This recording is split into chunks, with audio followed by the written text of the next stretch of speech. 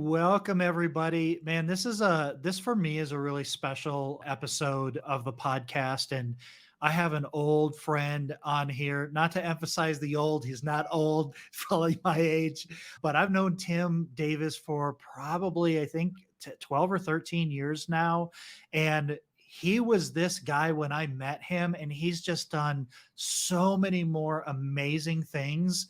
And the name of this podcast is Extraordinary Success Strategies. And I want to emphasize that because what the things that Tim brings to what he does and the value that he brings to loan officers and the things that the tools that he's created to help loan officers become more successful in the business, they're just so far outside of the ordinary things that people introduce and that people talk about. Without further ado, I want to bring Tim in here. And man, thank you so much for being here. I'm excited to talk to you today. Man, I just figured a really good guest skipped out on you, so I got the last minute call. So I'm just excited to be here, buddy. It's pretty awesome. Anybody ask you to share anything, it's pretty humbling, but it's fun. Yeah, no, so I guess where I want to start is like want people to get to know you a little bit, share who you are, how you got into the business, how you ended up here, because you've got a great story. Yeah, man. So I just told everybody I was an at-risk kid from the housing projects. My dad died when I was 3. My mom was a prescription drug addict. We grew up with way too much a month and way too little money. And at 17 years old, I had a guidance counselor say, "You should go to college." I'm like, "Man, college, I can't even pass the algebra here in high school." But through some government Pell Grants and stuff like that, she got me hooked up to go. And I hitched a ride with my buddy, and I went to college because I figured I had 2 choices at that point. Either try to get out of the situation we were in and do something with my life, or go work at the tire factory for the rest of my life. So that was the deal. I just decided to take a risk and hitch a ride with some buddies and went to college. And so I spent probably 75% of my college career either working or partying. I am not an academic. I'm definitely an overachiever because I flunked college not once but twice, so I think I should get credit for being an overachiever in that area. So yeah, and then afterwards, I figured I'll move to Nashville, and they seem like a big city, and they might have some opportunities there. And I got a job schlepping 24% payday loans, and so part of my day was to convince you to take out a 24% loan. And then the other half of my day was to knock on your door and say, "Look, if you don't pay me, I'm going to repossess your couch." That was my job. And I remember one of my first dates with my now wife, Angie, I had to do a collection call. So I took her to a pretty rough part of town. She was probably thinking that this date's not going well. And I walked up to the door and I knocked on the door, and the guy came to the door and he had a gun on his side. And he's like, "Can I help you?" And I was like, "Just want to let you know we forgave all your debts. You don't owe us another dime." And I just left and figured, I got to find something else to do with my life. And a buddy of mine got a job at a mortgage company and called me one day because I was making $28,000 a year as the branch manager of this finance company. And I thought my life was set for life. And he's, "You got to come work at this mortgage company, man. We are killing it over here." And I said, "Dude, I don't even own the furniture in my apartment. I don't even own that. It is an efficiency. The apartment came with the couch and the bed and everything. I don't even understand what a mortgage is." He's like, "Dude, you can sell. Just get over here." And he told me what he was making. Scott, I swear to God, I don't think I hung up the phone. I think I just dropped it and threw the keys to my customer service rep. And I said, "Good luck with the rest of your life. I'm going to go sell mortgages." And I drove over there and they hired me. By the grace of God, they hired me. And I tell this to everybody I coach these days. My first mentor, this is what he told me. Gave me a couple of tips. They are true today as they were ever before. Tip number 1 is your job every day is to make a loan, period. It's not to check email. It's not to flip through pages of tax returns. It's not to analyze bank statements. You've got to secure a loan application and a lock every day. It's got to be your center focus. And number 2, he said, time kills deals. And so you got to work with high urgency and high speed. And man, that's the same advice I give people today. Find a loan every day and be fast about it. And stop getting in all this email and these other people's agendas. So that's the story. And okay, I don't know if I knew that whole story, but that kind of makes a lot of sense. A lot of your coaching products and a lot of things that you've developed over the years, they focus on that, and they facilitate putting yourself in a position so that you have an opportunity to do that. And probably the first thing I knew about you when I met you is you were talking about your personal brand personal branding mastery or personal brand mastery. I don't know exactly what it was called, but I think back at the time you were publishing books, like you were helping loan officers publish books that they could use. But tell me a little bit about where personal branding mastery came from and why you did that. Listen, we all have the same problem. Like, it's not getting money and finding a funding source or having a rate. The problem is, why will somebody spend 5 minutes with you? What makes you different? What separates you from everybody else? And you hear the same old dance, like, I've got great service. Great. I was looking for somebody with bad service, so I don't need you. You've got to have something, right? You got to have something that's a shock value that they haven't seen before that causes them to go, wait a minute. And so I got to studying that whole concept of influence and how do you develop it and can you accelerate it? These are just questions that I'm a very inquisitive person. How do you solve the Rubik's Cube? Do you twist left and then right? I ask a lot of questions. And so I was sitting around just like, why does this person get influenced and that person doesn't? And this is long before social media influencers. We had Rolodexes. That was the advanced CRM I had, that and a shoebox of greeting cards. And I just started studying this, and the best that I could deduce, okay, this is my simple mind. I said, you know what? If you speak to people, we tend to give influence to pastors, speakers, comedians, people on television, radio personalities, the weatherman. Okay, so they're in front of an audience. That was how I simplified it. Yeah. And I said, the other thing that I've recognized is we now call it content creation, but back then we didn't have that word. And so I just said people who write books, because if you see somebody go on a news channel and they're being interviewed, they're usually like, hey, next up, we have the author of 7 Ways to a Happy Marriage. And so then they interview this person. And I thought to myself, you know what? Everybody's got a business card. Everybody can lock a loan. We're all selling the same product. My logo isn't better than your logo. But man, who has a book? What loan officer shows up with their own book? And so my buddy, and this was like 15 years ago too. It wasn't easy. It wasn't as easy as self-publishing and doing that kind of stuff. This is Microsoft Word 1.0, man. Okay? And so this guy, my good friend, he was working for my company at the time. His name was Nick. And I came in my office. I'm like, dude, we're going to write this book. And then we're going to publish it and we're going to get it on Amazon. And then people are going to go, how in the world did you get on Amazon? Now, you have to go back a little bit, because prior to that, we started doing a podcast. And we had been doing a podcast for about a year. And the way our podcast worked, it wasn't all these fancy setups with all these boom mics and all the nice lights that you see people have today. No, you had to dial a number and you recorded your podcast over the telephone. It was Blog Talk Radio. That's what it was. I remember. Okay. So we had More Buyers, More Sellers. That was the brand name for the podcast. And it was directed to real estate agents. It was marketing and branding and all these tips, right? But we really didn't know if people listened to it or not. Okay. Because previous to that, I had my own radio show in Nashville. It was on an AM radio station, right? It had 3 listeners. Now I'm going to let you know something nobody really knows. Okay.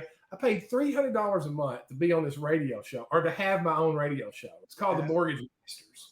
And so I didn't think anybody would listen to it. Who the hell wants to listen to mortgage talk? On AM radio. On AM radio. And on top of that, it was Christian AM radio, okay? So this thing was really segmented down, okay? And so we would go down to the studio, but what we did was we invited people we wanted to be in a relationship with, CPAs, financial planners, successful real estate agents, because they wanted exposure for their business too. And I learned at that point in my time, like, if you control the media, then doors open up. If you call somebody up, hey, Scott, you want to come on my radio show? They're like, oh my gosh, absolutely. Yeah, I want some exposure for my business. So we would go down on Saturdays and cut this daggum 30-minute Mortgage Masters radios, and nobody was listening. I don't even think the radio signal went 3 blocks down the street, okay? So I learned this from the radio producer. He said, dude, you've got to get people calling the show. And I'm like, dude, you need to get a larger signal so people can actually hear what we're talking about. And he goes, look, this is what we do in radio all the time. And I'm about ready to ruin some people's lives. We stage the callers. And I'm like, what do you mean? He goes, we get our friends and we stage the callers. And I'm like, shut up. That's how this works? That's how it works. So Angie and Robert used to call in the radio station. She would be Susan one day, and he would be Joe one day, and all the kind of things. Now, here's a funny story. We'd had a couple of callers. I'm like, Joe's on line 2, and he would ask the question. We would know the answer, right? And then they go, oh, Bob is on line 3. And I'm like, he wasn't scheduled to call in twice today. So I patch this guy in. They patch him in, and I'm like, hey, Bob. Hey. And I'm expecting Robert's voice. It was a real dude. It was a real dude. And he had a question about a mobile home. But let me tell you what we did. When we live in Nashville, okay, after the show was over with, they recorded it on the tape. The one that you had to have the pencil. If it got out of whack, you had to get it all back in line. Yeah. So I would take the cassette tape across the street to a place called We Make Disc. That was the name of the company. We make CDs and discs. Okay, great. So I would take the tape in there, and then they would produce 100 CDs shrink wrapped with my guest picture on it. Like the person we had as our guest it would be their photo on the CD and the shrink wrap and everything. Wow. And that so must have made the guest feel like $1 million. God, absolutely. So we would give them 100 CDs and a step-by-step checklist on how to send this CD out, position yourself as a celebrity, and acquire more clients or work with your past clients. They loved it, right? And that's how we did the radio show. Podcasting came around, and I'm like, okay, we don't have to drive to Music Row. It was on Music Row in Nashville is where we would go. And so I'm like, we don't have to drive down there anymore. We can actually call in. But the cool thing about it is now we're on iTunes, and we can put that iTunes logo on everything we do, our business card, and we would go around. We're like, yeah, we have a podcast. It's on iTunes. And people are like, what? Like, do you know Bill Gates? And I'm like, no. Right? Nobody knew how to do that. But they were like, my gosh, did you know Tim and Nick? They have their own podcast on iTunes. They're like celebrities. And so you fast forward to the book. So everything has a shelf life, right? Like, you shock them, the shelf life runs out, you have to shock them again. And I said, I want to write a book, man. And Nick goes, I've never written a book before. And I'm like, I can one up you. I flunked out of college twice, and I can't spell. So how about that? They didn't have autocorrect back then. No, or Grammarly or any of this. Like, Right. what's this all about? And I said, dude, if we have our own book, and this is how we used to talk to each other. I'm like, dude, he's dude. I'm like, dude. So we just called each other that all the time, right? And I was like, dude, look, if we have our own book, give me another mortgage loan officer in town that shows up with their own book. Who the hell does that? He's like, nobody. I'm like, I know. It's another shock moment. And so he's like, what's the book going to be about? I'm like, I don't know. 42 ways that you've messed up your sales career and how to fix them before you go broke. He goes, I love it. And that was the title. The title was Dude, Seriously, because we used to say that to each other in the office all the time. He'd do something stupid. Dude, seriously? Really? Did you just do that? And so the title of the book was Dude, Seriously, 42 Ways You Messed Up Your Sales Career and How to Fix Them Before You Go Broke. Worst title in the history of books. And so we typed it out. We typed it out, and somehow we got it formatted. And I said, we got to have one great cover, because people they judge a book by the cover. I don't know if they read books. I really don't. I don't know if anybody's ever read a book. I'm not sure. But they will look at the cover and determine whether or not they want to hold it. And so I said, we're going to go down to Jason Tucker Studios. He was our photographer. And I said, we're going to look like the most shoddy salespeople in the world. So we had this cover. We showed up, and we're like, put sticky notes on us like we're all out of whack. I actually broke my laptop and just bent it to look like it was just all messed up. And that was our cover photo. Dude, seriously, 42 ways you screwed up your sales career and how to fix them before you go broke. Dude, listen, one of our chapters in the book was like, you think social media is a fad. That was one of our chapters, because wow. It was just nailed that one. And so listen, man, we print a bunch of these books. And first we're on Amazon. So now we got to use the Amazon logo and everything. They're like, wow, you guys. No, actually at the time we were on Lulu printing. We went to Lulu printing, and then we went to Amazon. But we printed up a bunch of these books. And then we had this girl named Robin, and she would call real estate offices, and she would say, hey, I'm looking for Scott Shang. And you'd be like, this is him. Oh, this is Robin from Tim and Nick's office. They're the host of More Buyers, More Sellers podcast. You may have listened to it on iTunes. They just came out with a new sales book for real estate agents. And they're offering a free seminar to real estate agents. Would you like to book them for one of your events and one of your meetings? And everybody in attendance will get a free copy of their book. And you're like, Yeah, that sounds great. And so Wow. she booked us up. Like her job was to book 52 classes a year, right? And so she booked up like 10 of them. And I know this is going to get crazy. I went to a Def Leppard concert, right? And you're like, where in the hell is this story going? So I go to this Def Leppard concert, and we've got all these seminars booked up, these little classes that we're teaching. And Def Leppard has these tour shirts, right? And it's like, come into this city, come into this city, come into this city. And I'm like, oh my gosh, like we should do that for our book tour. And so I come back and I'm like, Nick, dude, seriously, you're not going to believe this. Like, we're going to make posters of all the places we're going to and flyers and all this kind of stuff. And of course, remember, social media is still new at the time. It's just maybe people are, what is it? And so we made all these graphics of come see Tim and Nick at Keller Williams, come see them at the Women's Council of Realtors, come see them at the Chamber of Commerce. And then we were giving out these books and signing them and taking pictures with people. They literally thought we were freaking celebrities. And we never proofread the book. There's misspellings all in it. Okay. To this day, nobody's ever said a word about a misspelling in the book because that proves my theory. People don't read books. But everybody had them. And we would get calls from realtors go, hey, I got this deal. And I was actually remembered you guys because I'm setting your book sitting on my desk and I wanted to give you a call. Can you help us out? And that's how the book came up. Unbelievable. Oh my, that, man, that kills me. That is so good. It's stupid, isn't it? But it worked. Oh man, I'm so appreciative for you sharing that, because this is the reason why I wanted you on here and I want to talk to you. Let's fast forward a little bit. You started, and I love this, you started a industry print magazine, the Originators Guide. And like, how did that kind of come out? Because you have this print magazine, but you do some coaching and stuff around it, and you have some different groups around it. But like, it's been so long since there's been industry magazines. And talk to me a little bit about that kind of thought process and where you went with that. So I started teaching the personal branding mastery classes, and we started teaching basically what I was telling you just then, like how do you get your own radio show? How do you build your celebrity? How do you write a book and get it published?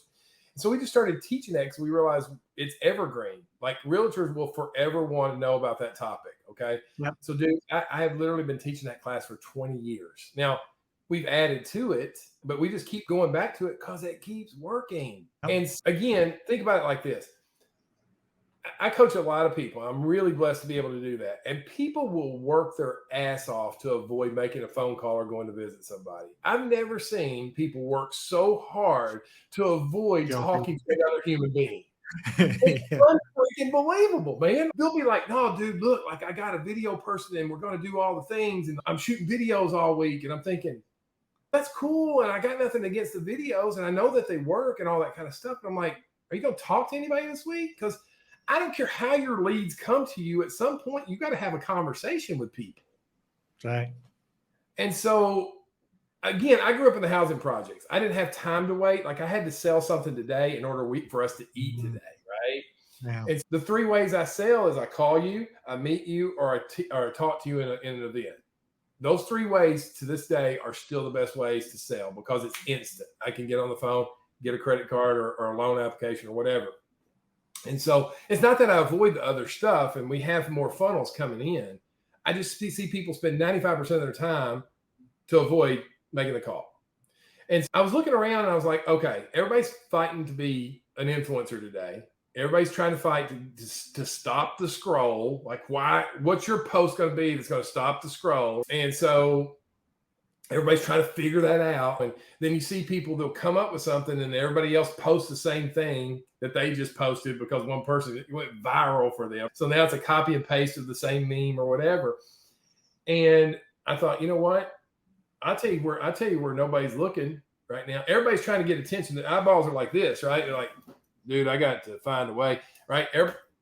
99% of the people doing this. But you know what nobody's doing? Nobody's showing up in the mailbox. Nobody's showing up in the mailbox. And you go to your mailbox every day, one time a day, you tramp out to the mailbox to see what's in it. And 90% of the time, it's not good news. It's the water bill, right? Yeah, Okay. yeah, It's mortgage payment, yeah, right? It's somebody's catalog, right? But yeah. if you roll out there and the Originator's Guide magazine, where yeah, if the magazine's in there, you're like, oh, something cool. I might learn something, right? So it brightens your day. That's the way I stop the scroll, right? I love that. Yes.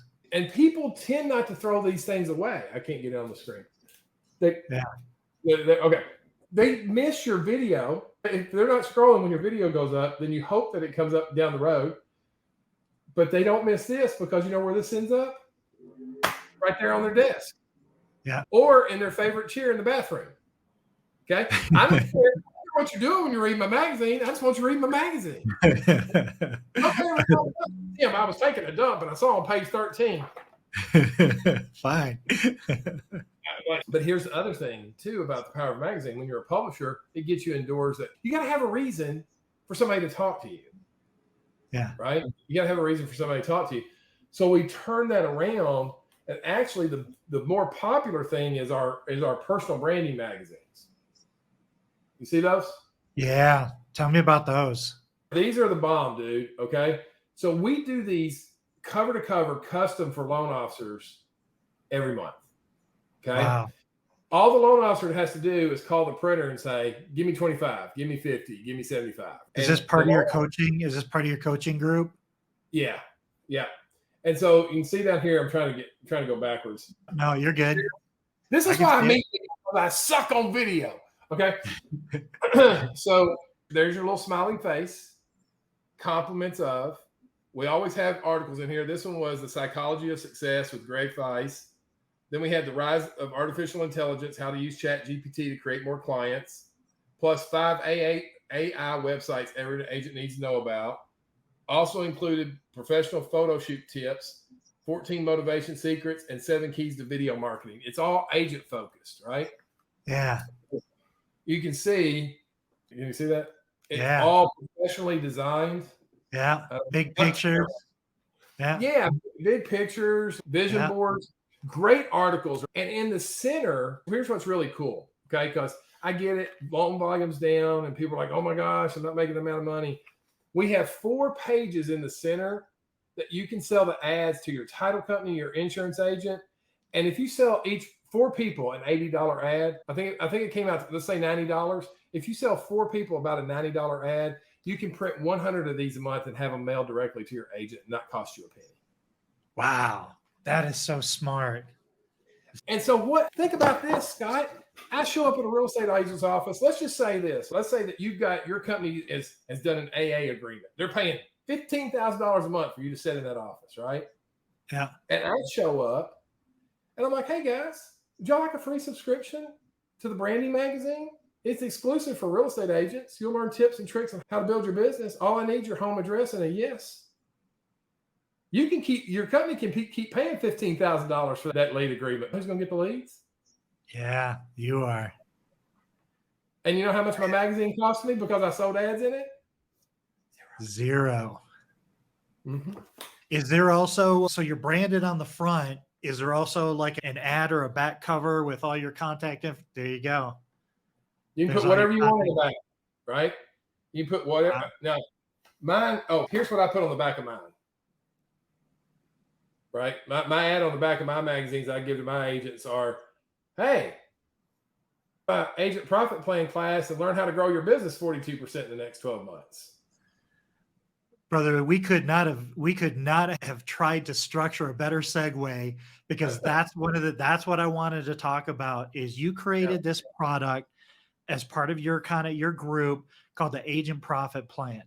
And I was on one of your mastermind calls last week and you were demonstrating it.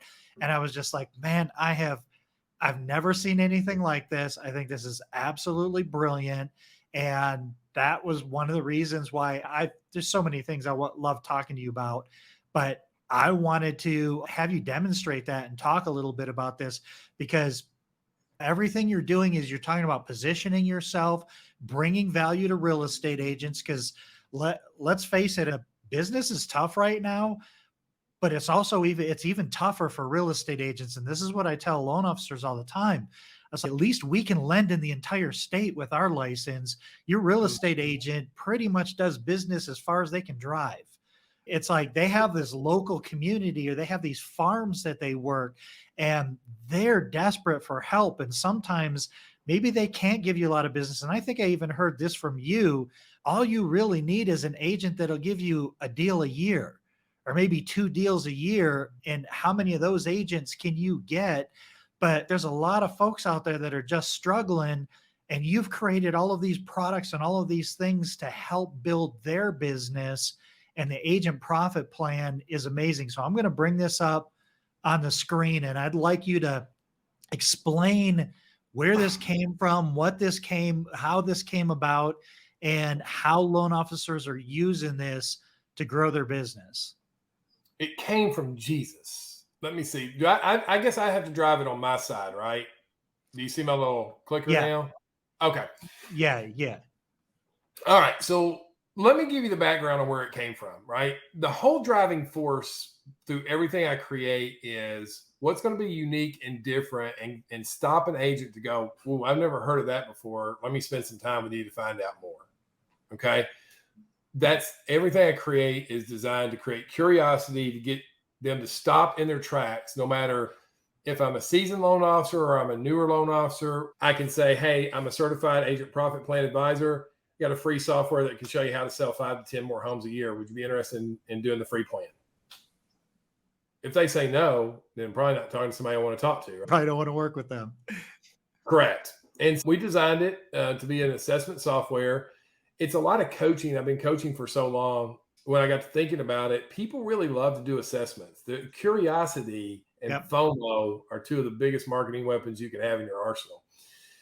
And I'm big on creating brands, right? The mortgage profit, we have a mortgage profit plan. We have an agent profit plan.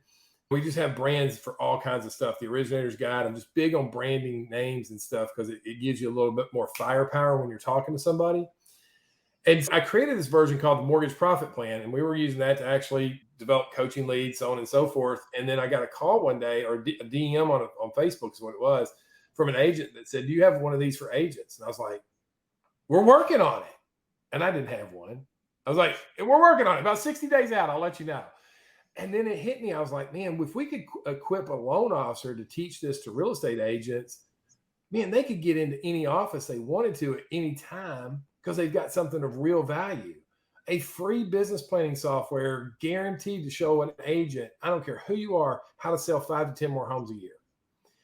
And that's what we did. We just created it for our coaching clients to say, "Hey, look, you know what? We're going to equip you, and we're going to certify you and give you a little logo and everything so you can go out there with confidence and show agents what we're talking about." So basically, I'm just going to jump into my back engine because it'll make it easier. So this is free for real estate agents. Correct. Okay. Correct. Yeah, free for agents. And so I'm going to go in here.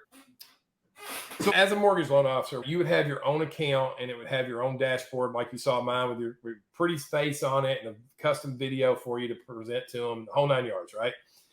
And then when you log into your backside engine here, you're going to see all of the agents that have taken an assessment with you, okay? So I'm going to pull this one up here, this Mary Beth, right?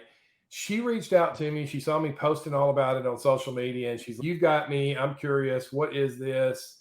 And so I did this one with her via Zoom, okay? And so she signed up for a free account through my portal, and then she went in and took the assessment.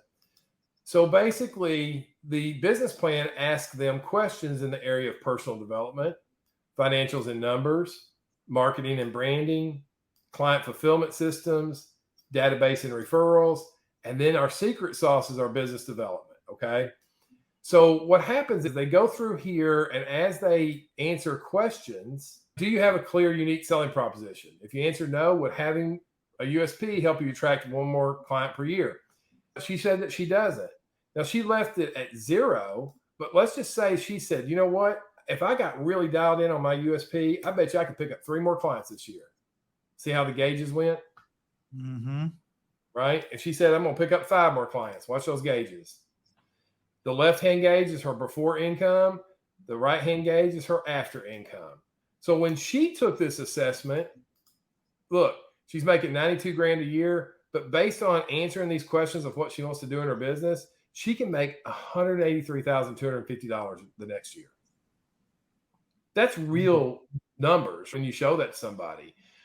And so it shows them how many more sales they can make, what their And it's volume almost is. all behavioral driven stuff. It's if you did this in your business, do you think it would add an extra unit to your production over the year? Right. And what's brilliant about it is it's a self-assessment. So like not only do you give them ideas of what they should be working on, you say, if you did do this, what do you think that would mean to you? Let me go in here, Brandy. Okay. So here's Brandy, right? Brandy went nuts. She saw she can make $776,000 next year from 215. That's a big jump. Now she's a pretty aggressive agent, right? But check this out. And here's the deal. And I wore this cap for you today because you know what the number one problem with loan officers are? They don't ask for business. They don't ask for business. So this is another one of our brands. This is the Big Ask brand. Okay. So we have t-shirts that says, I like Big Ask and I cannot lie. Okay. This is the Big Ask cap. We're cutting a music video to the parody song of I Like Big Butts. And I had gold chains with bright bling that says I like Big Ask. Right. And so I'm constantly preaching like you got to ask for business, but I understand it's a hurdle and it's a gap and all the things. Okay. So I want to show you what's built into the software, the Big Ask. Number one, would you like us to help you co-market your open houses? Yeah, I would. Would you like us to offer lender incentives just for you? I think so. Do you have some older leads you'd like for us to work? Yeah, she gave us over 400 leads, 400 that we worked on for her.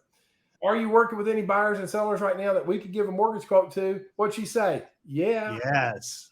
And then number 5, do you know another agent who would like to do this for their business? You should call Jarrah Hunter. Wow. Wow.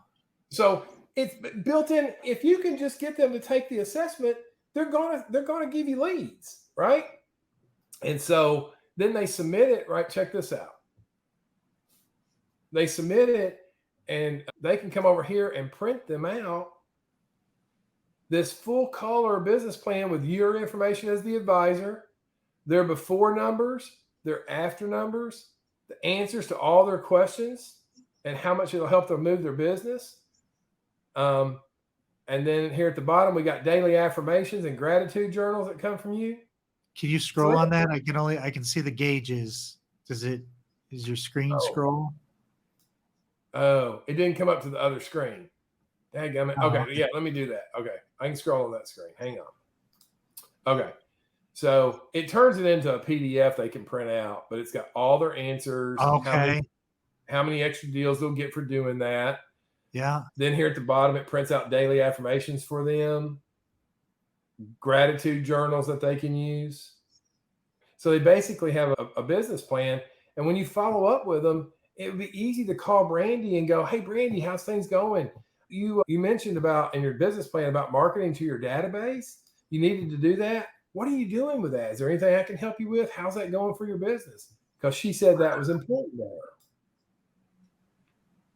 Right? So now I'm talking to her about something she said was important. I'm not just throwing a dart hoping I hit the bullseye.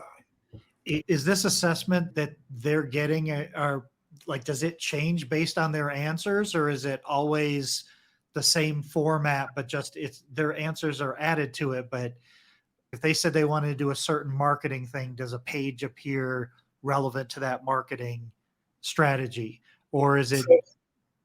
We are going to start adding that to it, but literally, but people still, you talk about doing your homework before you make your calls. Now all of a sudden you're not making a calls just saying, hey, do you have anybody you can send me? You're going through and you're like, hey, your assessment came up here the other day. I was taking a look at it and I just want to check in with you. How are you doing on that thing that you said you wanted to do? Is there anything that I can help you with? It gives you a place to start a conversation and to deepen a relationship. You said you wanted to do this. Can I help you get there? So here's a great story. I have one of the loan officers in our coaching program started picking off agents one by one, decided to do it singularly rather than a group. That's fine. So he goes and does it for this one agent. And he literally told me, he goes, I knew she wasn't a big producer, but I sat down with her and spent the time with her anyway. And she took it back to her managing broker, then called the loan officer and said, let me see what you're doing. He showed the managing broker, and the managing broker said it was mandatory that all 250 agents in his office go through this assessment. Wow. That doesn't surprise me, but man, what a gold mine. How amazing is that? And it also goes to show you don't judge a book by its cover, even though it counts, but spend some time with that agent, because nobody's probably ever given her the time of day, right? Because her numbers don't look that great. And, right. and so nobody's probably ever spent time with her. And you do something like this that it's really not that much effort, but it looks like you put a ton of effort, that you invested a ton of effort into her and her success.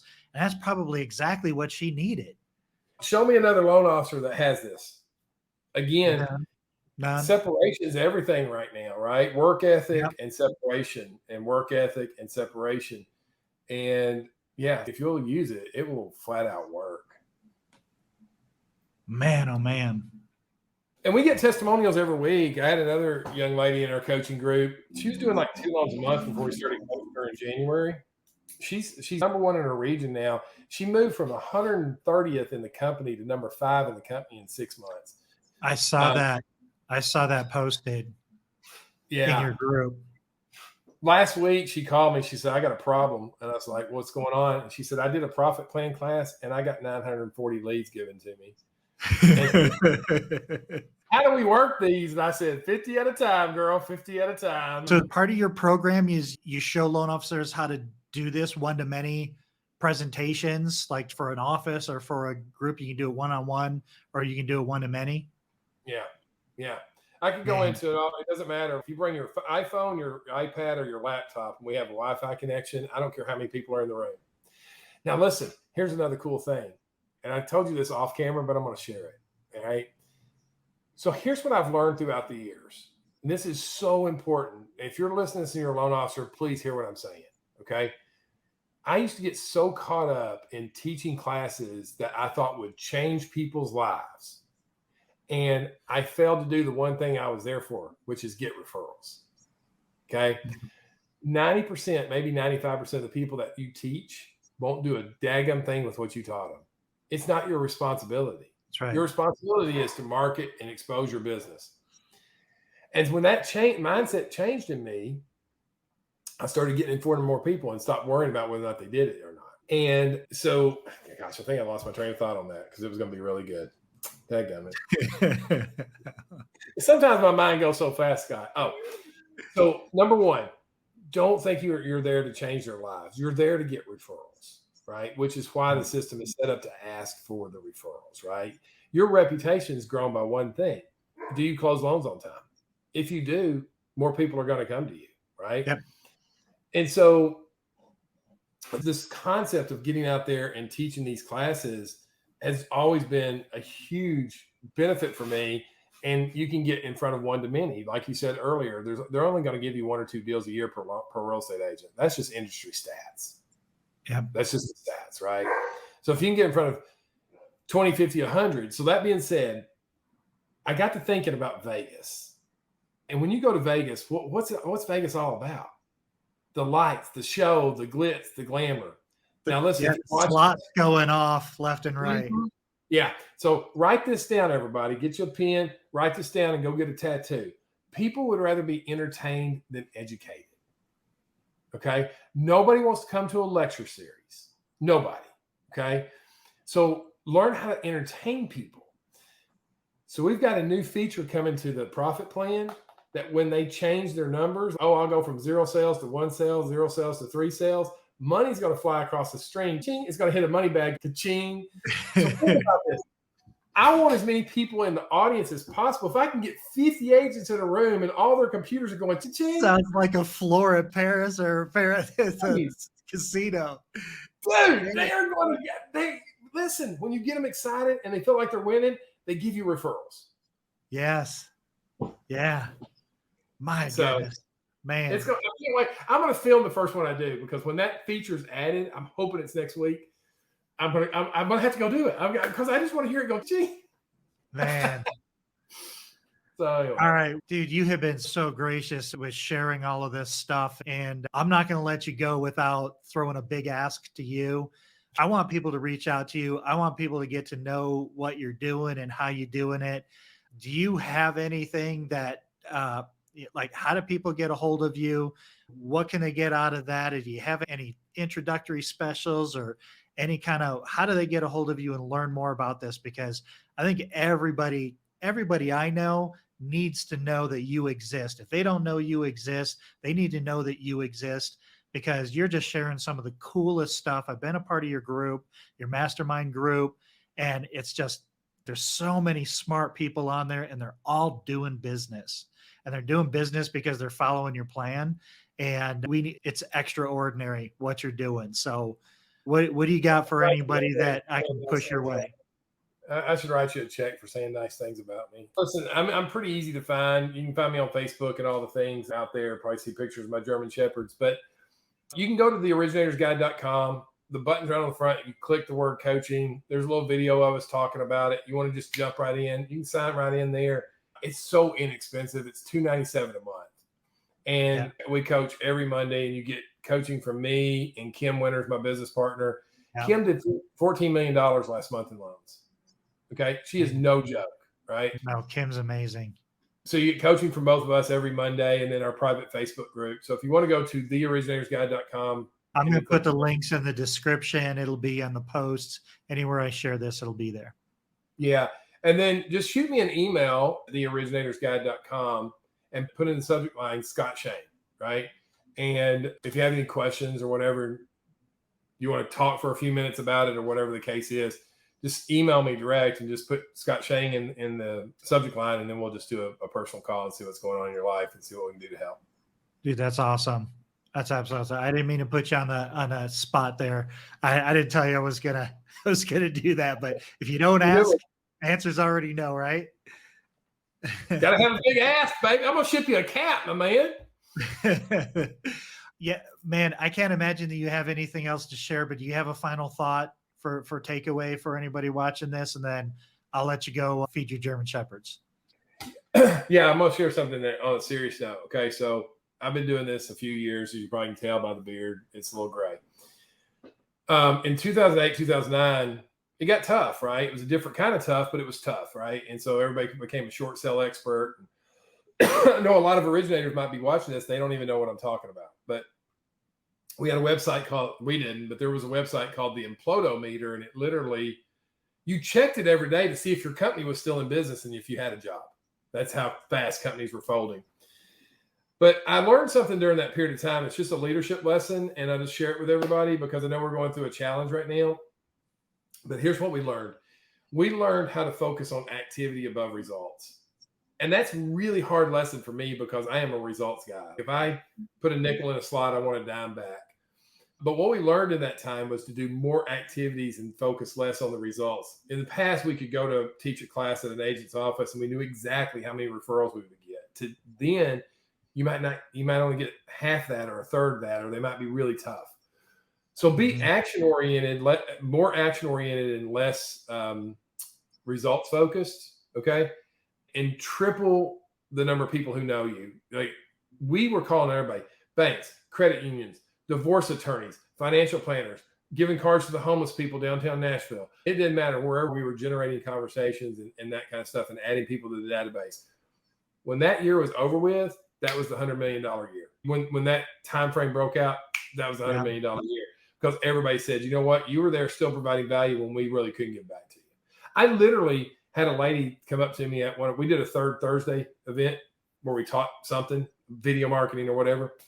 I had an agent come up to me and she said, I feel terrible about coming to these because I don't have any business for you, but my income's so low.